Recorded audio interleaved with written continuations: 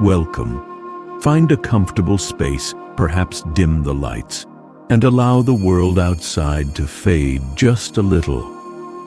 Thank you for choosing to spend this quiet time with me. My name is Silas, and I travel slowly aboard my train, The Wanderer. It carries me across landscapes, allowing me to observe the world unfold and seek out moments of stillness. Recent journeys have taken me through the gentle sunsets of Melbourne, along the tranquil tides of Lisbon, and amidst the warm whispers of Marrakesh. Now the steady, gentle rhythm of the rails brings me towards a new horizon, the vibrant, soulful city of Seoul, South Korea. Here, in Seoul, I hope to find that unique blend of ancient traditions nesting within quiet modernity. In the chapters ahead, perhaps we can walk together beneath the intricately painted eaves of a grand palace, listening to the whispers of history that seem to linger in its quiet courtyards. Maybe we'll discover a hidden tea house, cradling a warm ceramic cup and breathing in the subtle, calming scent of brewed leaves. I look forward to wandering through peaceful alleyways lined with traditional Hanok houses and finding a moment of quiet reflection beside the wide, steady flow of the Han River. This journey, like all my journeys, isn't about moving quickly or seeing everything on a list. It's much more about the feeling of being truly present, noticing the small, often overlooked details, the texture of weathered wood grain on an old door, the distant chime carried on the breeze, the specific way sunlight filters through leaves in the late afternoon. I find so much unexpected beauty and peace in these quiet observations, these moments of simple being. I'll share my thoughts as they arise, the quiet reflections that surface when one takes the time to truly see and feel. So, let the gentle hum of the journey begin. Allow yourself to relax, to breathe deeply, and join me as the wanderer glides towards Seoul Station. If you find a sense of peace and comfort in these shared moments and stories, perhaps consider liking this recording or subscribing to the channel to follow along on future travels. For now, though, let's simply settle in and prepare to step out together, ready to discover what quiet wonders await us in Seoul. Chapter 1: Korean Horizons. The gentle hum of the wanderer is a familiar, comforting sound, a constant backdrop to the shifting world outside my window. It's a low vibration felt more than heard, rising slightly as we cross over points in the track, then settling back into its steady rhythm. My hand rests lightly on the smooth wood of the windowsill, cool beneath my fingertips. Outside, the landscape slides by, paint in the soft, muted tones of late afternoon light. There's a palpable sense of transition, the feeling of one place gently giving way to another, a quiet turning of a page. The scenery has a distinct character now. Gone are the sharp peaks or dense forests of other journeys. Here, rolling hills undulate softly, their contours like gentle breaths on the horizon. Small plots of farmland are carved neatly into the slopes, some bare and umber brown, others showing the first hints of green, perhaps winter barley or early spring shoots. Occasional clusters of houses appear, their roofs tiled in dark gray or muted terracotta, nestled together as if for companionship against the vastness of the fields. It feels spacious, yet intimately cultivated, a landscape shaped by generations of careful hands. My gaze catches on the distinctive curve of a farmhouse roof, its eaves lifting slightly at the corners, different from the styles I remember from Europe or North Africa. It's a small detail, easily missed, yet it speaks volumes about place and tradition. I find myself looking for these subtle signatures, the specific shape of a window, the material used for a fence, the way trees are pruned along a roadside. These tiny elements stitch together the unique fabric of a location, telling a quiet story to anyone willing to pause and observe. It's these observations that ground me, connecting me to the here and now, even as I move through it. I lift the ceramic cup from the small table beside my armchair. It's warm, the gentle heat seeping into my palms. The tea inside is pale gold, its aroma subtle, perhaps roasted barley or corn, a scent different from the teas I brewed while traveling through Japan. I take a slow sip, letting the comforting warmth spread. This simple act, preparing and drinking tea, is a ritual that travels with me, a small anchor of familiarity in the ever-changing tapestry of the journey. It's a moment to pause, to simply be, suspended between departure and arrival. Increasingly, signs appear alongside the tracks or on distant buildings, bearing characters that are entirely new to my eyes. Hangul script. There's a certain elegance to it, a geometric beauty in the way the lines and circles combine. Even without understanding the meaning, I appreciate its visual rhythm, the way it looks printed on a banner fluttering faintly in the breeze, or painted neatly above a shop doorway in a passing town. My notebook rests on my lap, and I briefly consider sketching the shapes, but decide instead to simply watch them flow past, absorbing their presence. Learning a few phrases is one thing. Truly understanding a place takes time and begins with quiet observation. The light outside continues to soften. The sun, lower in the sky now, casts long, gentle shadows that stretch across the fields, deepening the colors and highlighting textures. The air inside the wanderer feels still and peaceful, insulated from the world yet intimately connected through this wide pane of glass. The slow, deliberate pace of the train allows for this kind of watching, this appreciation of nuance.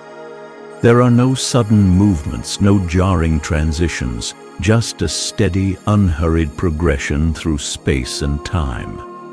It encourages a similar pace within my own thoughts. A quiet sense of anticipation begins to bloom within me, not a restless excitement, but a gentle curiosity. What will Seoul feel like up close? Will it hold the same quiet corners I seek out? These glimpses of the countryside, the architecture, the script, they are like the first few notes of a melody, hinting at the larger composition to come. My travels are less about destinations than about experiences, about understanding the subtle variations in the human story and finding the universal threads of beauty and peace that run through it all. The clusters of houses become more frequent now, the roads busier, though still viewed from this serene distance. The outlines of larger buildings begin to etch themselves against the horizon, hinting at the metropolis ahead. Yet the dominant feeling remains one of calm. Cocooned within the familiar comfort of the wanderer, with its warm wood paneling and soft fabrics, the approach feels gentle, unhurried. The city doesn't rush towards me. Rather, the train seems to be carefully, respectfully, drawing nearer, allowing me these final moments of quiet observation before immersing myself in the newness that awaits. Chapter 2. First Steps in Seoul. The familiar hum of the wanderer deepens, slowing its steady rhythm. The landscape outside ceases its gentle glide, resolving into sharper focused concrete platforms, utilitarian structures, the complex web of overhead wires that marks the proximity of a major station. A soft sigh escapes the train's brakes. a final exhalation as it eases into its designated spot. Seoul Station. I remain seated for a moment, allowing the sounds of arrival distant announcements in Korean, the muffled footsteps of passengers already disembarking to filter into my consciousness. Gathering my well-worn leather satchel, I feel the subtle shift from the sanctuary of the train to the threshold of the city. Stepping onto the platform, the air feels different, cooler, carrying a complex blend of scents that speaks of urban life, faintly metallic, mingling with something savory from a distant food vendor. The scale of the station immediately registers. It's vast, modern, with high ceilings arching overhead and smooth, polished floors reflecting the bright, even lighting.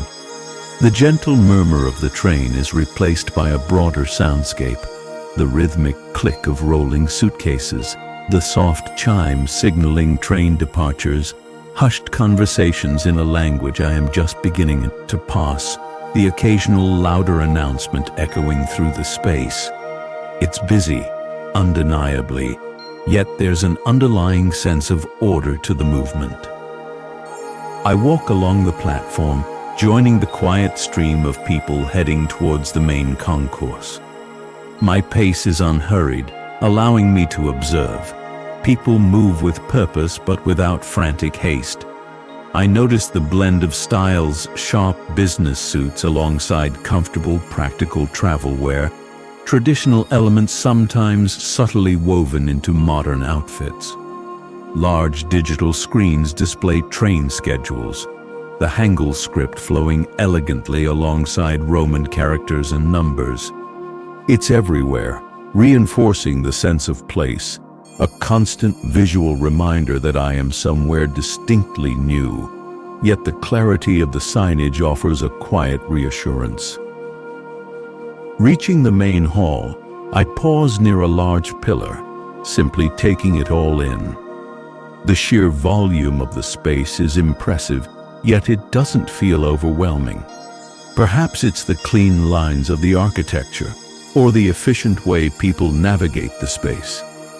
I feel a familiar sense of comfortable anonymity, a quiet observer within the ebb and flow.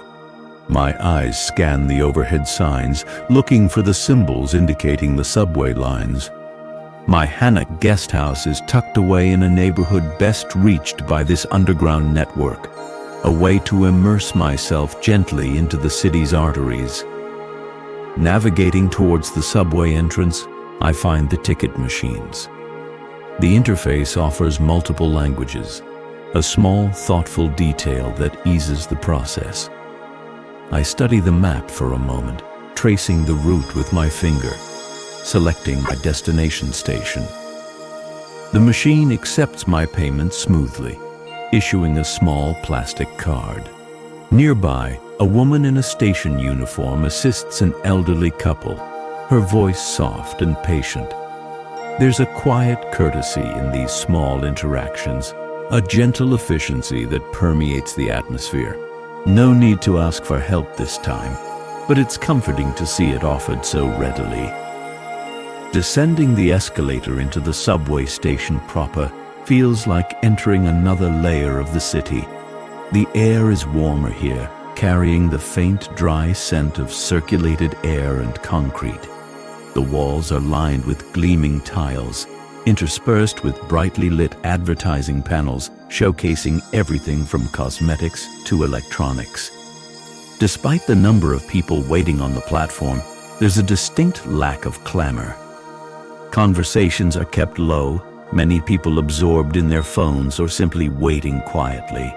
There's a shared sense of transit, a collective pause before the next stage of movement.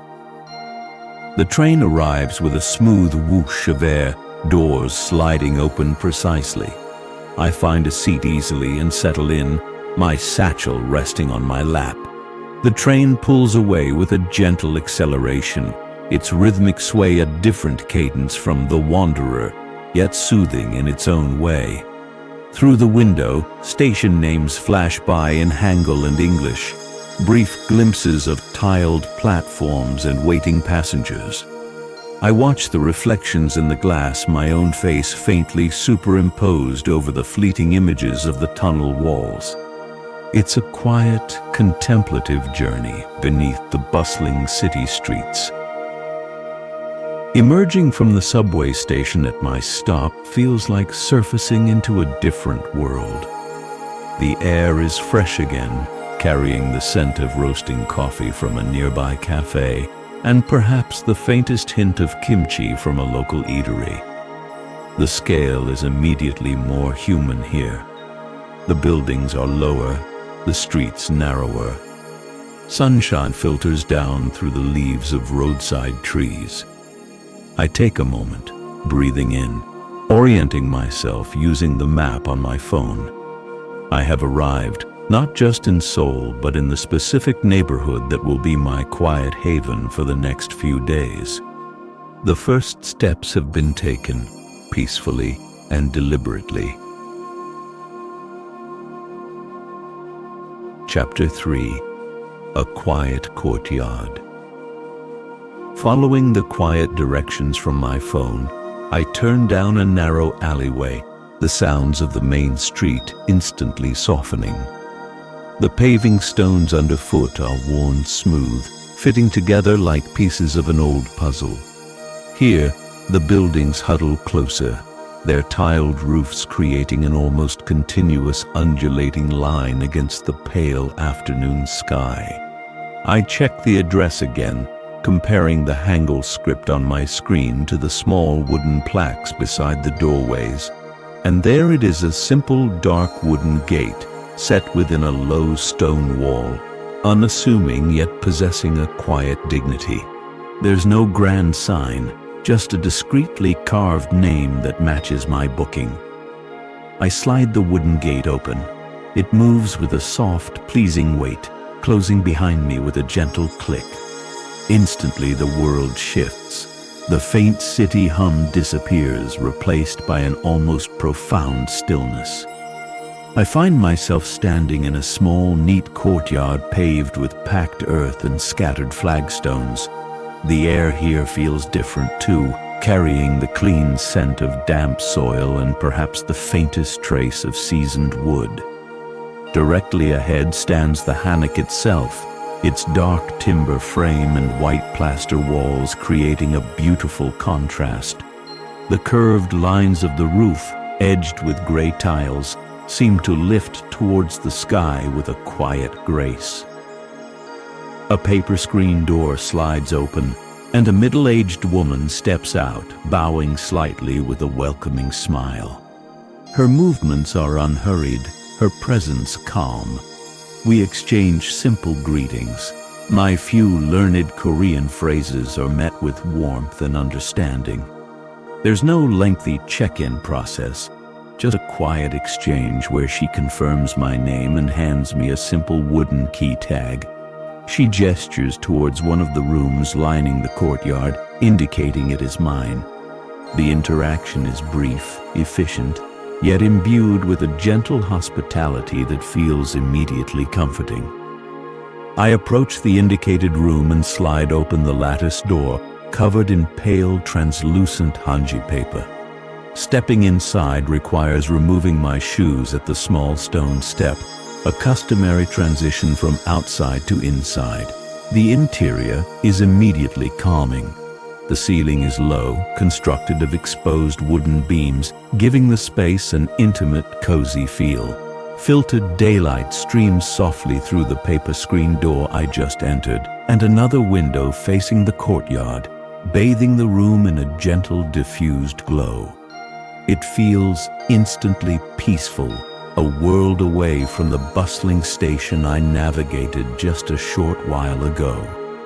The room itself is a study in elegant simplicity. The floor is made of smooth, polished wood panels, dark and reflecting the soft light. There's very little furniture, no bed frame, no large wardrobes. Instead, neatly rolled bedding, a thick mattress pad, a duvet, ibul, and a firm pillow filled perhaps with buckwheat hulls rests tidily against one wall, ready to be unfurled when needed. A low wooden table sits near the center of the room, inviting one to sit on the floor cushions placed beside it. The lack of clutter feels intentional, creating a sense of space and serenity. My fingers trace the subtle texture of the hanji paper on the window screen. It feels delicate yet resilient. As I stand, I become aware of a gentle, pervasive warmth rising from the floor itself. The Ondol heating system. It's a subtle sensation, not like the direct heat from a radiator, but a comforting ambient warmth that seems to emanate from the very foundation of the building. I crouch down, placing my palm flat against the wood. It's pleasantly warm to the touch, a comforting feeling that seems to rise up, enveloping the entire space in a gentle embrace. It's a different way of living with the seasons, heating the person from below rather than just the air around them. I slide open the hanji-covered window that looks back out onto the courtyard. From this vantage point, I can appreciate the careful arrangement of the space. A single gnarled pine tree grows in a large ceramic pot in one corner, its needles a deep, vibrant green. A few smooth gray stones are placed artfully near the base of the tree. I can see the intricate pattern of the roof tiles on the main house opposite, the way they overlap perfectly, designed to shed rain and snow efficiently yet beautifully. Even the simple downspout, perhaps made of bamboo or copper, seems thoughtfully placed. Everything feels balanced, considered. Sinking down onto one of the floor cushions, I lean back against the wall, my satchel resting beside me. The stillness of the courtyard seeps into the room, into me. The journey here, from the gentle glide of the wanderer to the ordered bustle of the station and the quiet flow of the subway, culminates in this profound sense of peace. This small room within this traditional house, tucked away in a quiet Seoul alley, already feels like a sanctuary. It's a space that encourages quiet contemplation, a place to simply be. I take a slow, deep breath, feeling the tension of travel dissolve, replaced by a quiet gratitude for finding this pocket of calm within the vast city. Chapter 4. Whispers in the Palace Walls. The entrance to Gyeongbokgung Palace is vast, a wide ceremonial gate standing proud against the backdrop of the modern city and the distant, hazy silhouette of Bukchon Mountain. Passing through feels like crossing an invisible threshold, not just into a historic site, but into a different tempo, a different sensibility. The air seems quieter here, despite the presence of other visitors milling about. The sheer scale of the walls and the gatehouse commands a certain reverence, a natural quieting of the spirit. I adjust the strap of my satchel on my shoulder and begin to walk, drawn towards the heart of the complex. My first steps lead me into an immense courtyard, paved with broad, flat stones separated by lines of coarser granite. The ground feels solid and ancient beneath my feet. The open space stretches wide, creating a sense of grandeur and exposure under the vast sky. Far ahead, across this expansive emptiness, rises the impressive form of the main throne hall, Gwangjang Hall, its double-tiered roof dominating the skyline within the palace walls. The sheer distance emphasizes its importance, demanding a slow, respectful approach. I walk deliberately, feeling the slight crunch of fine gravel that has gathered between the stones, the sound amplifying slightly in the open air. As I draw closer to the main hall, the intricate details begin to reveal themselves. The vibrant colors of the danchong, the traditional paintwork decorating the wooden eaves and rafters, are stunning. Deep reds, blues, greens, yellows, and whites create complex patterns. geometric and floral motifs intertwined, designed not just for beauty, but also, I imagine, to protect the wood from the elements. The upward curve of the roofline is graceful, almost seeming to float despite its size, capped with rows of dark tiles. Ornately carved figures perch along the roof ridges, silent guardians gazing out over the centuries. I pause on the wide stone terrace, running my hand over the smooth, cool surface of a balustrade, contemplating the incredible craftsmanship, the sheer human effort poured into creating such a place. Leaving the central axis where most visitors congregate, I wander towards the side corridors and smaller buildings. Here, the atmosphere becomes even more tranquil. Covered walkways, supported by sturdy wooden pillars painted a deep crimson, connect various halls and residences. The pathways narrow, sometimes paved with stone, sometimes with packed earth. I walk beneath the sloping roofs, appreciating the way the light filters through the wooden lattice screens of nearby windows, casting shifting patterns on the ground. The texture of the aged wood, smoothed by time and weather, invites a gentle touch. I trace the grain with my fingertips, feeling a connection to the past, to the countless hands that might have done the same. I find myself drawn towards a quieter section near the back of the palace grounds, where a large lotus pond reflects the sky. Gwangjang Pavilion, an elegant hexagonal structure, sits peacefully on a small island in the center, connected by a simple wooden footbridge. Fewer people venture this far back. I find an unoccupied wooden bench beneath the shade of a large, gnarled willow tree near the water's edge. The only sounds here are the soft rustle of leaves in the gentle breeze, the occasional chirp of a small bird flitting among the branches, and the distant muffled hum of the city beyond the palace walls, almost forgotten. Sitting here, I watch the subtle movements on the pond's surface. Small ripples disturb the reflection of the pavilion and the sky, caused by the breeze or perhaps a fish moving beneath. Sunlight catches the water, creating fleeting moments of brightness. The air feels clean and cool near the pond. There's a deep sense of peace in this corner of the palace, a feeling of time slowing down. I think about the countless seasons this pond has witnessed, the historical figures who might have walked this same path, seeking solace or inspiration.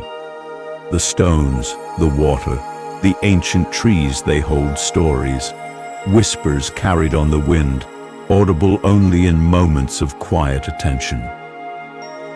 Closing my eyes for a moment, I focus on the sounds, the gentle lapping of water against the stone embankment, the sigh of the wind through the willow branches, the distant call of a crow, the almost imperceptible hum that underlies everything. I breathe in slowly, noticing the faint, clean scent of the water mingling with the earthy fragrance of the surrounding trees and soil. It's a moment of pure sensory presence, a grounding experience within this place of such historical weight. The bench beneath me feels solid, real. My own quiet breathing joins the subtle symphony of the surroundings. Feeling refreshed, imbued with the tranquility of this spot, I decide it's time to continue exploring. There are other halls, other gardens within these expansive walls. But I carry this moment of stillness with me as I rise from the bench. I take one last look at the pavilion reflected perfectly in the water, a picture of serene balance. The whispers of the palace are not just in the echoes of history, but in these quiet moments of connection, found when one simply stops, observes, and listens. With a lighter step, I turn back towards the labyrinth of walkways, ready to see what other quiet wonders Gyeongbokgung holds. Chapter 5. a moment for tea. Wandering through the gentle maze of Insadong's side alleys, away from the main thoroughfare bustling with craft shops and pedestrians, I spot a simple wooden sign with elegant Hangul calligraphy hinting at tea. The entrance is unassuming, almost hidden, marked by a small paper lantern beside a sliding lattice door. It promises quietude, a retreat from the city's gentle thrum. I slide the door open, the wood smooth under my hand, and step across the threshold, leaving the sounds of the street behind me like shedding an outer layer. Inside, the world immediately softens. The light is low, warm, filtering through paper screens and falling gently on dark wood surfaces. The air is still and carries a faint, pleasing aroma, perhaps dried herbs or roasted grains, mingled with the clean scent of polished wood. Soft instrumental music, maybe the delicate plucking of a gyeongbokgung, plays almost imperceptibly, weaving through the silence rather than intruding upon it. Low wooden tables are spaced comfortably apart, accompanied by thick floor cushions, inviting guests to settle close to the ground. I remove my shoes on the designated stone step.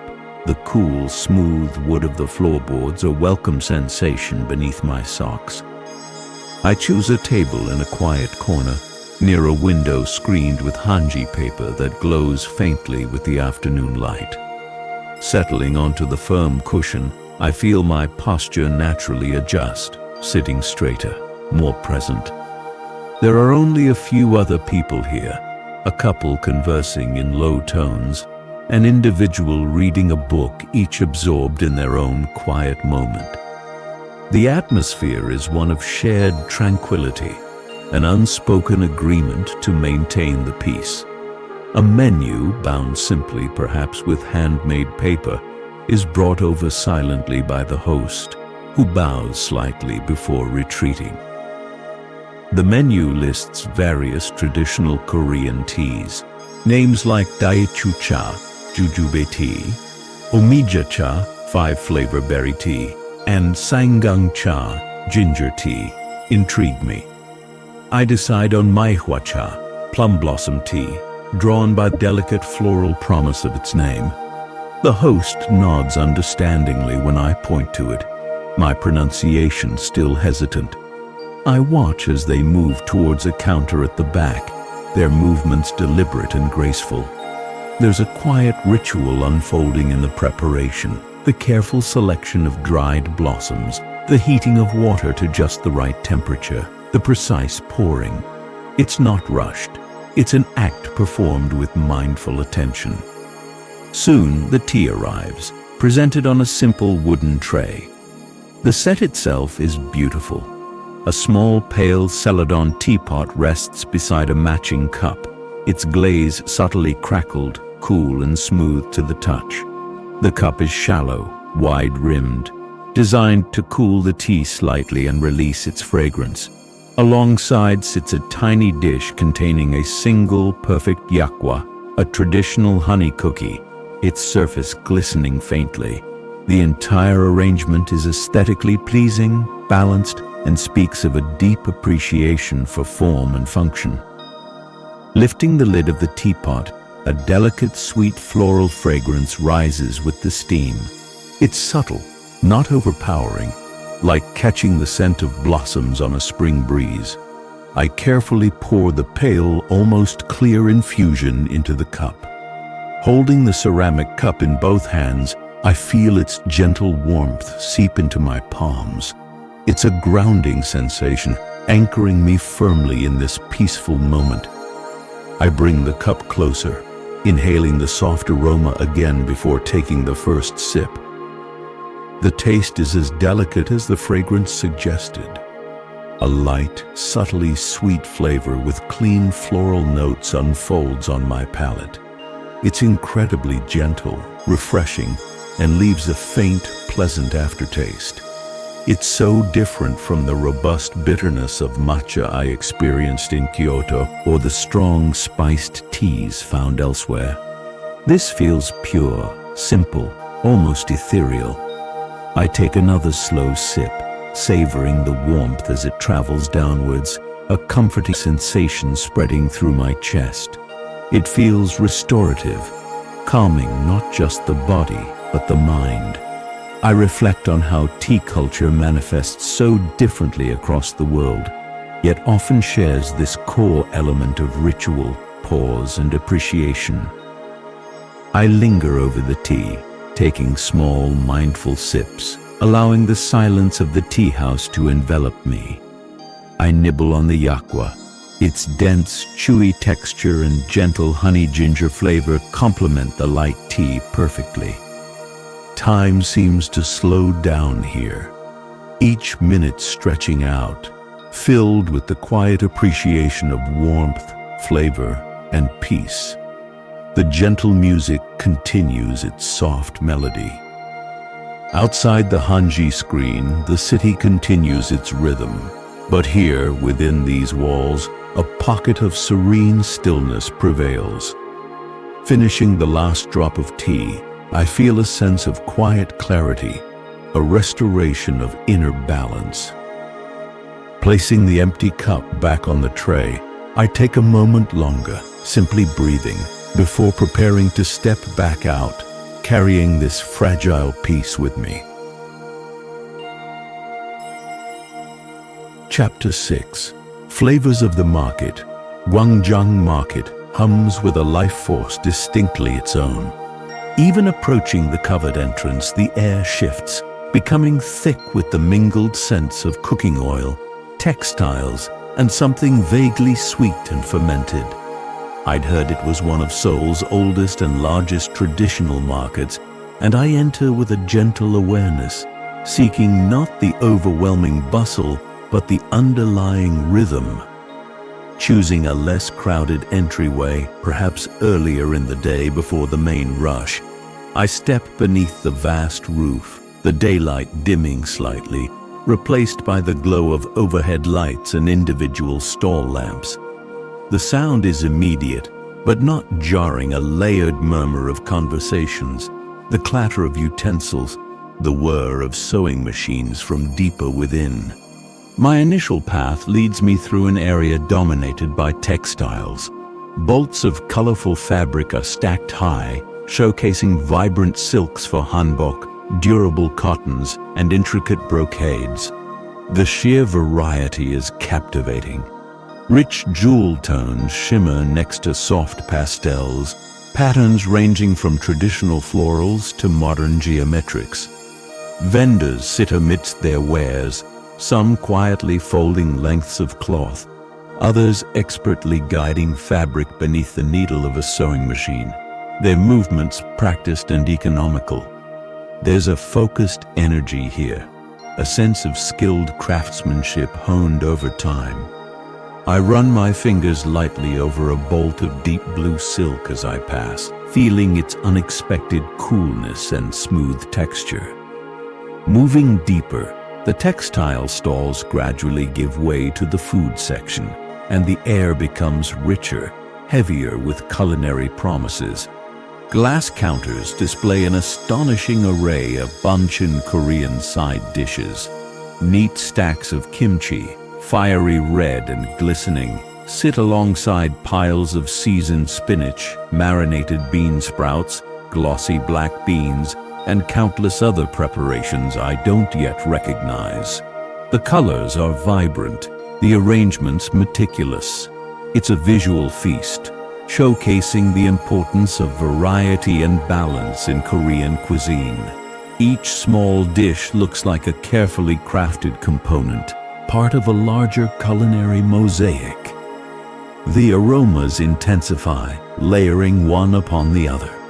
There's the nutty fragrance of roasting sesame oil, the sharp tang of garlic and chili, the comforting smell of simmering broth, and the sweet, yeasty scent of dough being fried. Steam rises here and there from large pots and griddles. While the combination could be overwhelming, it feels more like an immersion, a direct connection to the heart of the local food culture. Each scent tells a story of preservation, of spice, of comfort. I find myself breathing it in slowly, trying to isolate individual notes, like listening to the different instruments in an orchestra. The sounds here are distinctly culinary. The rhythmic chop-chop-chop of a knife against a wooden board, the insistent sizzle of batter hitting a hot oiled griddle, the gentle bubbling of simmering stews. Conversations between vendors and customers are conducted in familiar tones, punctuated by quiet laughter. It's the soundscape of everyday commerce, of sustenance being prepared and shared. It feels authentic, unperformative. People are simply going about their day, buying ingredients for meals, catching up with familiar vendors, sharing a quick bite. My attention is caught by a small stall where a woman is making gyeongbokgung, a popular street snack. She works with practiced ease, pouring a slightly sweet batter into individual oval molds, cracking a whole egg into the center of each, and then closing the heavy iron baker. Steam puffs out from the sides as they cook. The process is simple, almost mesmerizing to watch.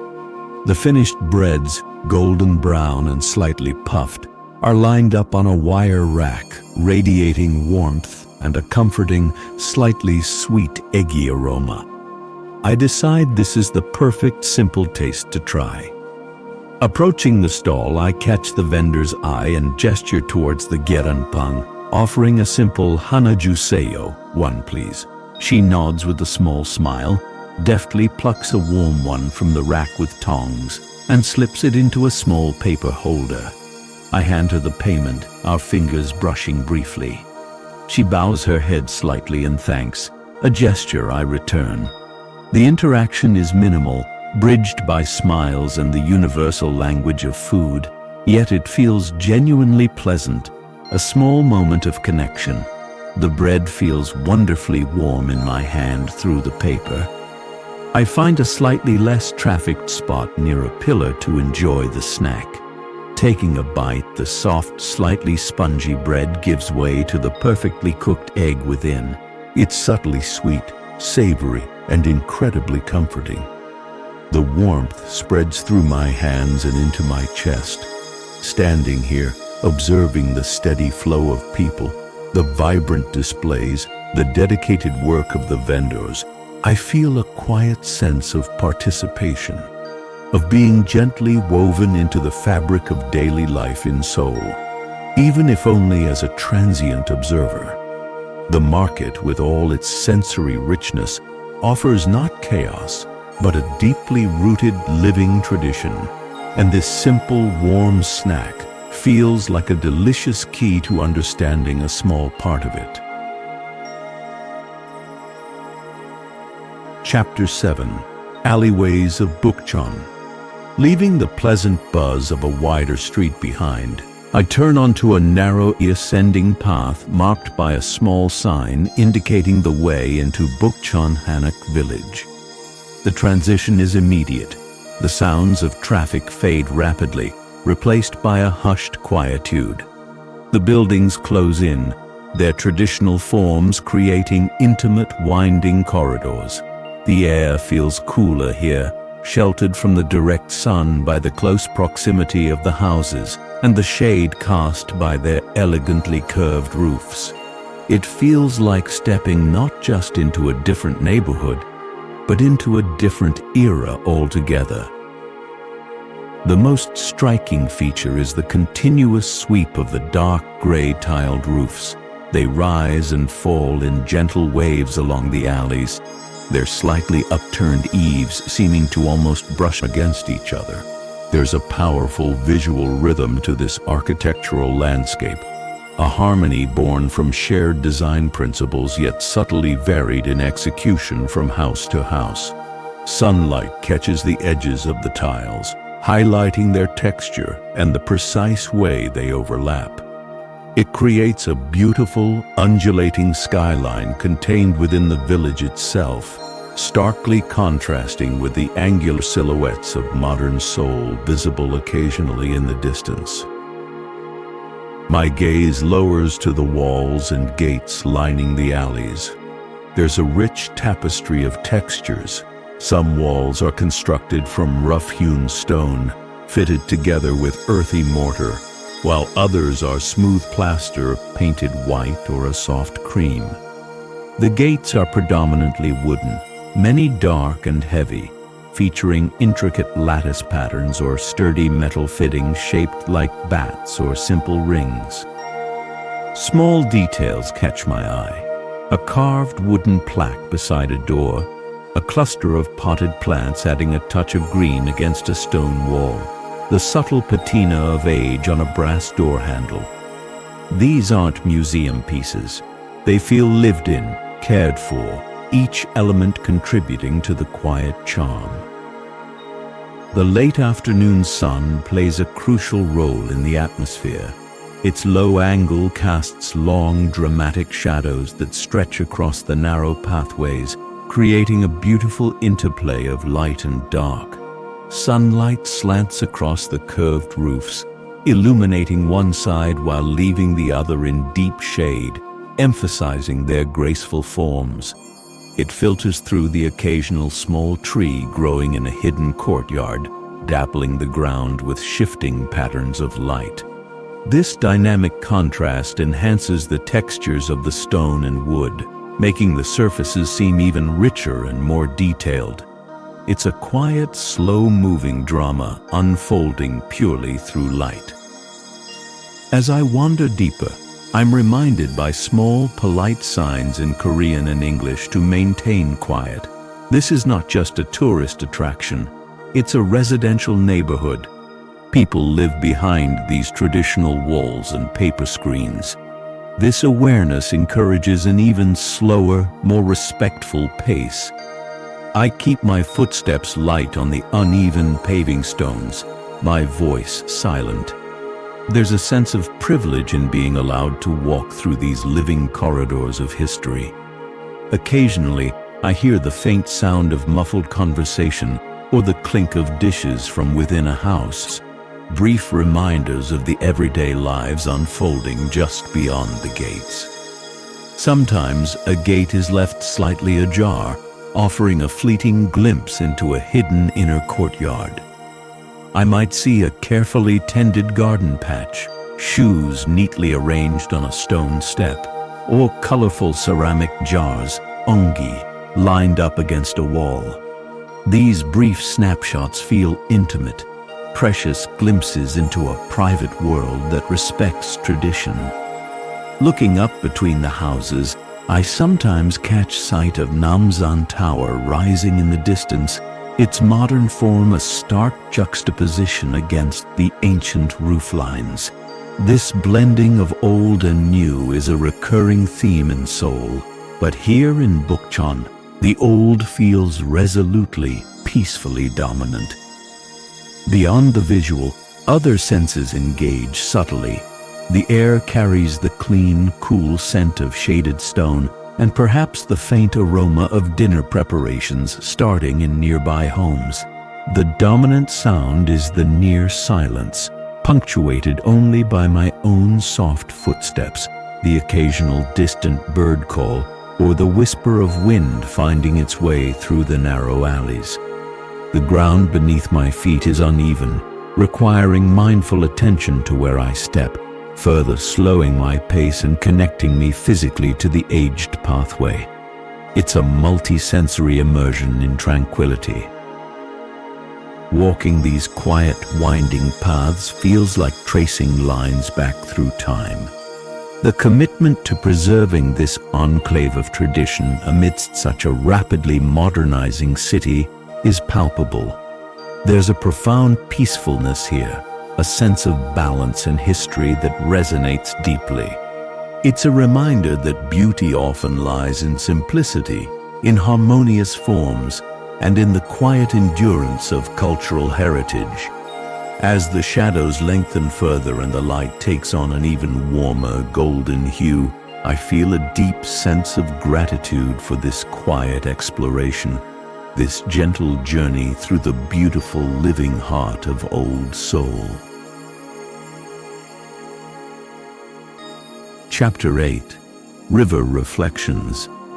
Stepping out from network of city streets, the landscape opens dramatically as I approach the banks of the Han River. The sky suddenly feels vast and expansive above me, no longer framed by buildings, but stretching wide from horizon to horizon. A broad pathway runs parallel to the water, bordered by stretches of green grass and dotted with trees. The air here carries a different quality, fresher, cooler, with the faint, clean scent of open water and damp earth. The constant urban hum seems to recede, replaced by the immense quiet presence of the river itself. The Han River. The Hangang is impressively wide, a vast ribbon of water flowing steadily towards the sea. Its surface, stirred by a gentle evening breeze, catches the fading sunlight, reflecting streaks of pale gold and soft gray. It doesn't rush, but moves with a powerful, unhurried persistence. There's a profound sense of scale here, looking across the broad expanse to the distant opposite bank. It feels like the city's great artery, a lifeblood flowing through its heart, dividing and connecting it simultaneously. Its sheer size commands a certain respect, a reminder of the natural forces that coexist with the metropolis. Arching gracefully across the water are several bridges visible from where I stand. Their structures vary. Some are sturdy truss bridges, others more modern cable-stayed designs, but all seem like elegant stitches binding the two sides of Seoul together. As dusk deepens, tiny lights begin to prick the structures, outlining their forms against the darkening sky. Headlights and taillights of cars stream across them, silent processions of light moving high above the water. They look like necklaces draped across the river, functional yet possessing an undeniable aesthetic grace, especially as night begins to fall. I find a simple wooden bench positioned facing the water, slightly set back from the main pathway. The wood is smooth and cool beneath my hands. Settling onto it, I feel a sense of quiet solitude, even though a few other people are enjoying the park, cyclists gliding past silently, couples strolling hand in hand, families pausing to look at the view. Their presence is unobtrusive, part of the peaceful evening tableau. The grass around the bench is soft, and the leaves on the nearby trees rustle gently in the breeze, adding a soft, natural soundtrack to the scene. Across the wide expanse of water, the buildings of the opposite bank are beginning to illuminate. Office towers, apartment blocks, and distant landmarks light up window by window, creating a glittering tapestry against the darkening silhouette of hills beyond. It's a reminder of the immense, vibrant city that surrounds this pocket of relative tranquility. Yet viewed from this distance, across the calming expanse of the river, the city lights feel less like overwhelming energy and more like a beautiful, complex pattern, softened and made slightly abstract by the water and the space between. My gaze drifts down to the river's surface again, now reflecting the deepening colors of the twilight sky, soft mauves, pinks, and deepening blues alongside the newly emerged lights from the bridges and the far bank. The reflections shimmer and distort gently with the water's movement, creating a fluid, dreamlike mirror image of the world above. A string of lights from a bridge becomes a wavering line of gold upon the dark water. The solid structures above become fluid and ephemeral below. There's a captivating beauty in this watery double, a reminder of the constant interplay between reality and perception. Sitting here, watching the river flow, I feel a deep sense of peace wash over me.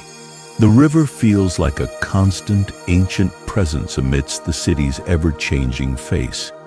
It has witnessed centuries of history unfold along its banks, carrying stories silently within its current. There's something profoundly calming about being near such a large body of moving water, a sense of being connected to a natural rhythm that underlies the urban pace. It's a place where the energy of the metropolis meets the tranquility of nature, and for a moment, they seem to exist in perfect quiet harmony. The breeze picks up slightly, cool against my skin. The sound of the water lapping gently against the embankment becomes more distinct. The last colors of sunset fade from the sky, leaving behind a deep indigo canvas pricked with stars and city lights. I linger on the bench, reluctant to break the spell of this peaceful moment. The image of the wide river, the illuminated bridges, the shimmering reflections, it feels etched into my mind. Taking a final slow breath of the cool, river-scented air, I rise, feeling centered and calm, ready to carry this quietude back with me into the softly lit streets. Chapter 9. Packing Memories. Back within the quiet embrace of the Hanok room, the soft morning light filters through the hanji paper screens, casting a gentle glow on the polished wooden floor. There's a subtle shift in the atmosphere now, a quiet awareness that this peaceful interlude is drawing to a close. The neatly folded bedding, which provided such simple comfort, now sits ready to be stored away. The room, already minimally furnished, feels even more spacious, echoing slightly with the anticipation of departure. The warmth from the ondol floor still radiates faintly, a last gentle reminder of the unique comfort this traditional dwelling offered. My well-worn leather satchel rests open on the low wooden table. It's a familiar companion, its surface softened and marked by countless journeys. I begin the slow, deliberate process of packing, each item returned to its designated place. My camera, cool metal against my fingertips, slides into its padded compartment. It holds images of palace eaves, market stalls, river reflections, silent witnesses to the moments I've observed. My notebook, filled with scribbled impressions and sketches, finds its familiar spot. Flipping through it briefly, I see notes about the danchong colors, the taste of maiwa cha, the feeling of walking through Bukchon's alleys. These fragments help anchor the memories. I pick up a small, smooth stone I found near the lotus pond at Gyeongbokgung Palace. It fits perfectly in the palm of my hand, its surface cool and gray. It feels like a tangible piece of the tranquility I experienced there, sitting on the bench by the water, watching the pavilion reflected in the still surface. I remember the vastness of the courtyards, the weight of history, but mostly the profound peace found in that quiet corner. I hesitate for a moment, then decide to tuck the stone into a small side pocket of the satchel, a simple, natural souvenir carrying the essence of that quiet reflection. My thoughts drift to the hidden tea house in Insadong. I recall the delicate warmth of the celadon cup, the subtle floral fragrance of the plum blossom tea rising with the steam. It was more than just a drink. It was a pause, a mindful ritual performed with grace and care. The quiet atmosphere, the soft music, the shared sense of peace among the patrons, it felt like stepping outside of time for a while. Packing away a small packet of Korean tea I purchased later, its earthy scent faintly escaping the packaging, brings back that feeling of serene warmth and quiet appreciation for simple, beautiful things. Then there were the textures and sounds of the city's living heart.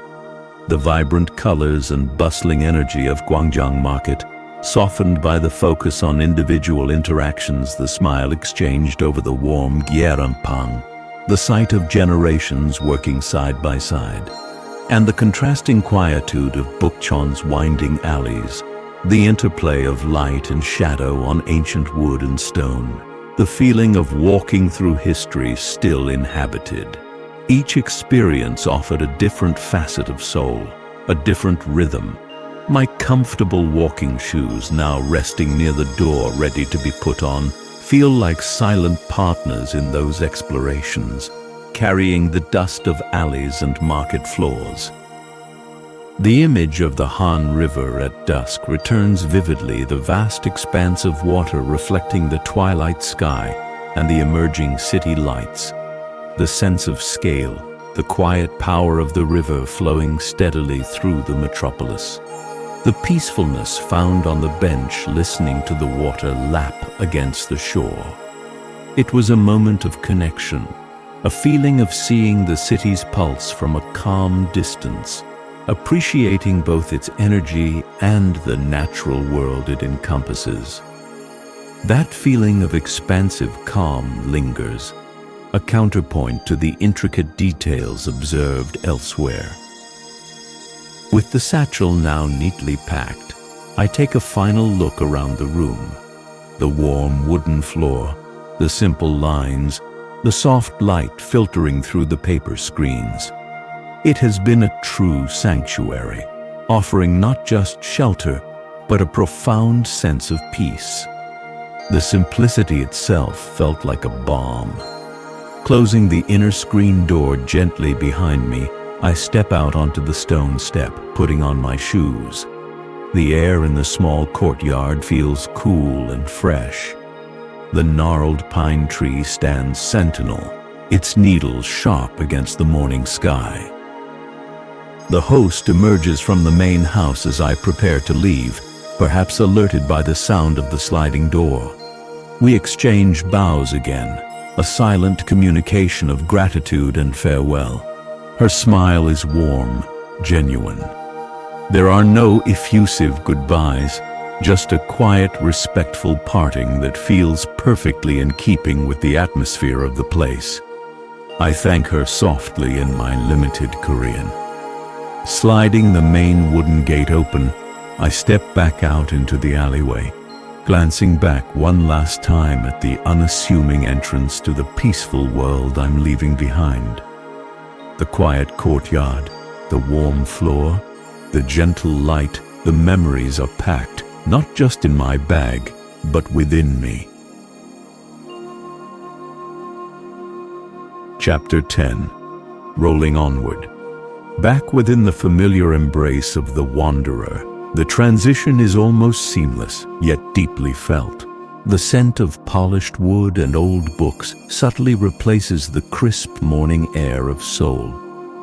Settling into my usual armchair, the soft fabric yielding gently feels like returning home, even though home is constantly in motion.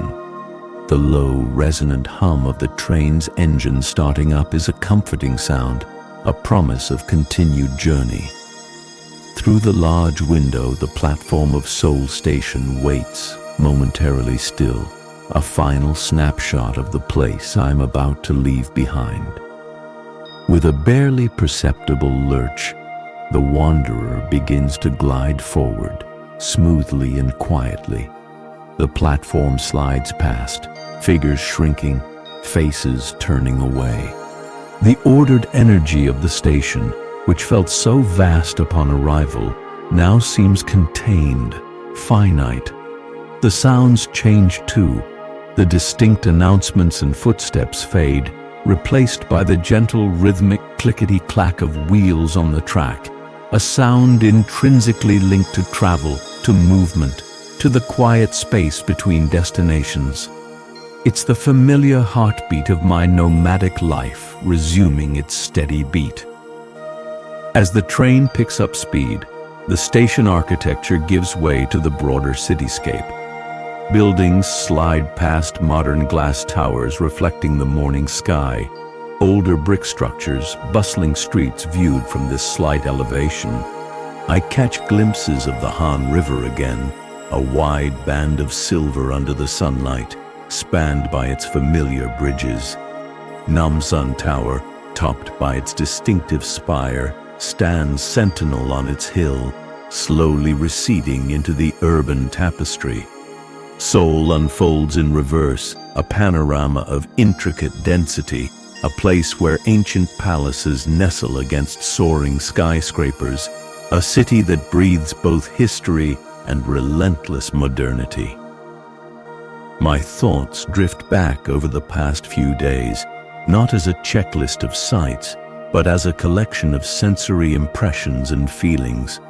The profound quiet within the Gyeongbokgung Palace walls, the sun warming the ancient stones, the lotus pond reflecting the sky like a mirror, the delicate aroma and warmth of the maiwacha in the Insadong teahouse, a moment of pure, distilled peace, the vibrant pulse of Gwangjang Market, the comforting taste of the warm Gyeongbokgung, the sight of colors and textures woven into the fabric of everyday life, the serene beauty of Bukchon's alleys bathed in late afternoon light, the expansive calm felt beside the flowing Han River at dusk. Each memory is tied to a specific sensory detail, a scent, a taste, a quality of light, a particular sound or silence. What lingers most is the feeling of Seoul itself. It possesses a vibrant energy, undeniable and forward-looking, yet beneath that surface I found surprising pockets of deep tranquility. The juxtaposition wasn't jarring but felt like a complex harmony. There was the quiet courtesy encountered in small interactions, the palpable respect for tradition alongside innovation, the beauty found in both grand structures and simple everyday moments. It's a city that revealed its layers slowly, rewarding quiet observation. I feel quiet appreciation for the time spent there, for the gentle welcome it offered. My notebook rests closed on the small table beside me. I run my hand over its worn cover. For now, I don't feel the need to write. The reflections are still settling, like sediment in calm water. Sometimes the best way to process an experience is simply to let it be, to carry it quietly within. The journey itself provides the space for this gentle integration. Watching the landscape begin to shift outside the window is reflection enough for this moment. The physical act of moving forward seems to help the mind sort and absorb without conscious effort. The dense urban sprawl gradually gives way to suburbs, then to the rolling hills and fields I observed on the approach. The distinctive shapes of Korean farmhouses reappear, nestled in the landscape. The sky feels larger again, the horizon wider. The rhythm of the train feels steady, reassuring. The wanderer glides onward, carrying me away from Seoul, but also carrying Seoul within me, woven into the ever-growing tapestry of my travels. There's a unique comfort in this mobile solitude, a feeling of being self-contained yet constantly connected to the wider world flowing past my window. Looking ahead through the clean glass, the tracks curve gently into the distance, disappearing into the hazy greens and blues of the Korean countryside. There's no specific destination demanding my immediate attention, just the quiet promise of the ongoing journey. Each place visited leaves its subtle mark, shaping my perspective, deepening my appreciation for the world's quiet corners and diverse beauties. A feeling of quiet gratitude settles within me for the journey itself, for the ability to witness these moments, for the simple, profound peace found in observing the world unfold at a gentle pace. The gentle motion of the train is a lullaby, rocking me onward towards whatever discovery lies ahead. Each place visited leaves its subtle mark, shaping my perspective, deepening my appreciation for the world's quiet corners and diverse beauties. A feeling of quiet gratitude settles within me for the journey itself, for the ability to witness these moments, for the simple, profound peace found in observing the world unfold at a gentle pace. The gentle motion of the train is a lullaby, rocking me onward towards whatever discovery lies ahead.